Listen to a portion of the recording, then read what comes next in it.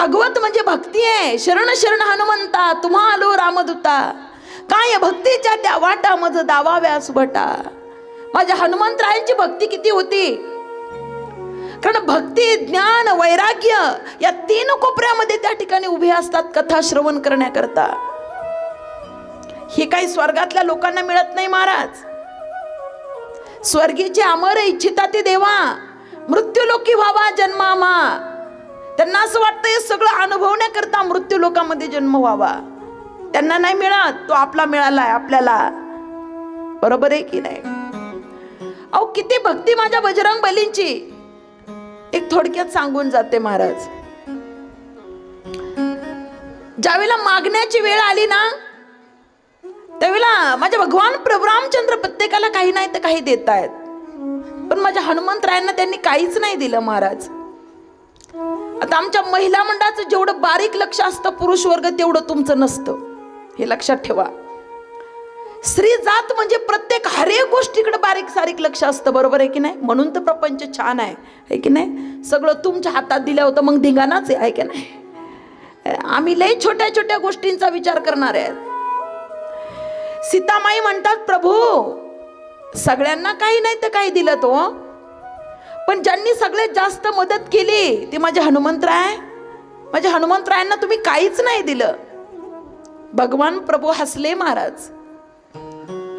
काय देऊ मी, माझ्याकडे देण्यासाठी काहीच नाहीये.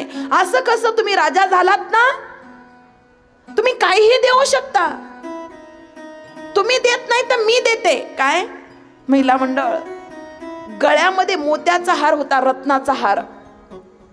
सीतामाईनं तो काढला आणि हनुमंतरायांकडे दिला. हनुमंतरायांना बक्षीस देऊन टाकला. भगवान प्रभू रामचंद्र हसतात महाराज. हा रत्नाचा हार दिलायस? हो, तुमच्याकडे काहीच नाही ना द्यायला, मग मी दिला. ठीक आहे. काही वेळानंतर सीतामाई जवळून जात होते आणि मग हनुमंतराय नेमकं काय करतात ते बघत होते. हनुमंतराय एक एक मणी काढायचे महिला मंडळ आणि ते मणी असे तोडायचे.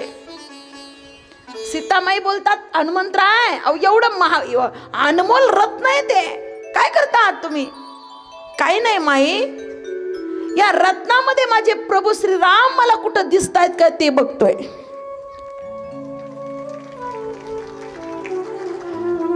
सीतामाई म्हणतात असं कसं दिसतील ते? रत्नात कुठं ते प्रभू असतात का?